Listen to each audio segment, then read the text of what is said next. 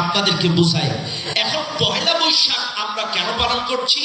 এটা কিন্তু সম্রাট আকবর এটা 1963 না 61-তে এটা বাংলা সন চালু করে। কত বাংলা সন এটা চালু করে? সম্ভবত 61-তে চালু করে নাকি? এই বাংলা সন চালু হয় 61-তে সম্ভবত। এখন আসেন, আমার কথা হলো এটা কিন্তু আমাদের কোন মুসলিম সভ্যতা সংস্কৃতির সাথে যায় না।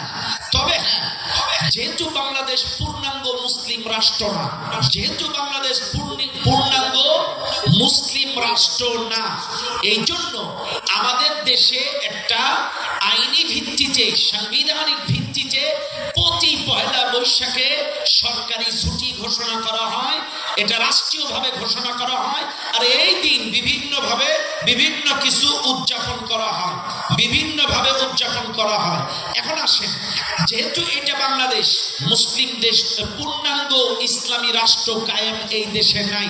এখানে হিন্দু আছে, খ্রিস্টান আছে, বৌদ্ধ আছে, তারপরে বিভিন্ন কি বলে আরো অন্যান্য ধর্ম কি অন্যান্য ধর্মের মানুষজন এই দেশে আছে।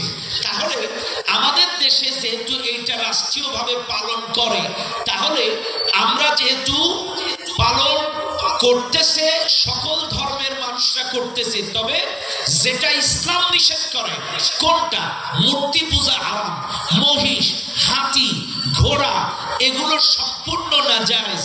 আমরা আজকে দেখেছি সোশ্যাল মিডিয়াতে কিছু কিছু মানুষদের দেখেছি রিয়াল টুপি, তারপরে কৃষকদের গোল টুপি, গামছা, লুঙ্গি, কি বলে দাদা গেঞ্জি, এই জাতীয় কিছু নিয়ে সভ্যতা, মুসলিম সভ্যতার সাথে যেটা যায় এটা নিয়ে তারা একটা র্যালি করেছে। এটা কিন্তু কিছুটা হলেও মেনে নেওয়া যায়, কিন্তু হাতি, ঘোড়া, মহিষ, গান বাজনা, নারী পুরুষ ঐক্যবদ্ধভাবে যাওয়া, এটা কোনোভাবেই মুসলিম সভ্যতা সংস্কৃতির সাথে যায় না, কোনোভাবেই এটা যায় না।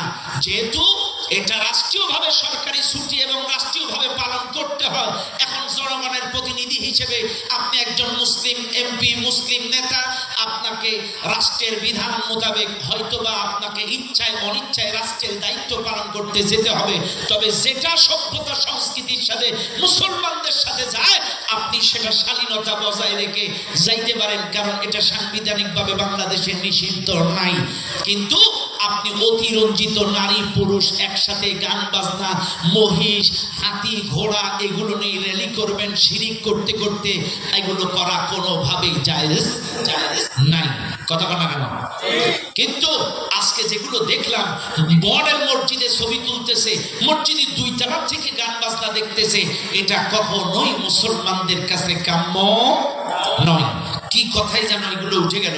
যাই হোক না, পর্দার বিধানের কথা বলছিলাম। পর্দার বিধান চাইলে আজকে যেই স্বামী তার স্ত্রীকে নিয়ে ঘোরালো, যেই বাবা তার মেয়েকে নিয়ে, প্রাপ্তবয়স্কা মেয়েকে নিয়ে ঘোরালো, যেই ভাই তার প্রাপ্তবয়স্কা বোনকে নিয়ে এইভাবে দেখালো, যারা দেখালো আর যারা দেখলো, উভয়ের উপরেই আল্লাহর লানত। কথা ক্লিয়ার? কেন 5.7 ভূমিকম্প? কেন অনাবৃষ্টি? কেন অতিবৃষ্টি? কেন প্রচন্ড গরম? এত গরম কেন বাংলাদেশে? এত ইতিপূর্বে তো এত গরম পড়তো না। এগুলো আল্লাহর গজব। কেন আল্লাহর গজব? কারণ আল্লাহ বলছেন যাহারাল ফাসাদু ফিল বাররি ওয়াল বাহরি বিমা কাসাবাত আইদিন নাস।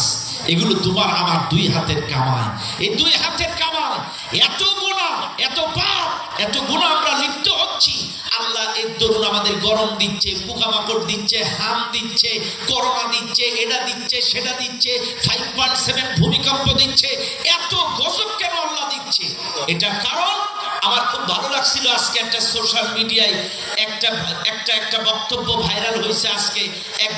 একজন কোন দলের কোন সুধী ব্যক্তি আমি জানি না, উনি প্রধানমন্ত্রীকে পরামর্শ দিচ্ছেন যে মাননীয় প্রধানমন্ত্রী, আপনি সবাইকে নিয়ে দেশটা সুন্দর করে চালান। আল্লাহর একটা কোরআনের আয়াতের উদ্ধৃতিও তিনি দিলেন, ওয়ালাউ আন্না আহলুল কুরআ আমানু ওয়াত্তাকাউ লাফাতাহনা আলাইহিম বারাকাতিম মিনাস সামাই ওয়াল আরদ। ওই জাতির জনপদের মানুষ যদি আল্লাহকে ভয় করার নীতি অবলম্বন করে, তাইলে আল্লাহ আসমান আর জমিনের সমস্ত বরকতের দরজা খুলে দেয়।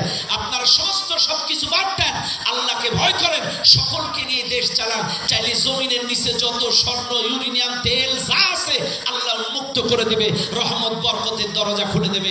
আজকে সারাদিনে ফেসবুকে এই পোস্টটা ভাইরাল, দেখছেন আপনাদের চোখে পড়ছে না? আজকে সারাদিনে এটা ভাইরাল হয়েছে। কাজে বলবো, মনে রাখবেন আল্লাহর গজব কেন আসে এগুলোর কারণে। মনে রাখবেন আর একটা কথা বলি, ওয়াত্তাকু ফিতনাতাল্লাহ তুসিবান্নাল্লাযীনা যালামু মিনকুম খাসসা।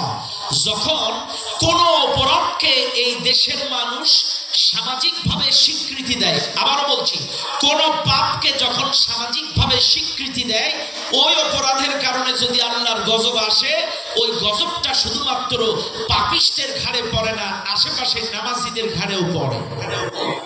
কারণ কি? আপনারা প্রতিবাদ করেন নাই, নারী পুরুষের অবাধ মেলামেশা প্রতিবাদ করেন নাই, পরকীয়া হচ্ছে আপনার গ্রামে, আপনার বাড়ির পাশে, প্রতিবাদ করেন নাই। আপনি সুদ খাওয়া, সুদের ব্যবসা আপনার গ্রামে হচ্ছে, প্রতিবাদ করেন নাই। আপনার এলাকায় ঘুষের লেনদেন হচ্ছে, দুর্নীতি হচ্ছে, প্রতিবাদ করেন নাই। দখলবাজি হচ্ছে, প্রতিবাদ করেন নাই। আর এই কারণে যদি আল্লাহর গজব আসে, শুধুমাত্র পাপিষ্টের ঘাড়ে পড়বে না, ওই দুর্নীতিবাজের ঘাড়ে পড়বে না, আপনাদের ঘাড়েও পড়বে।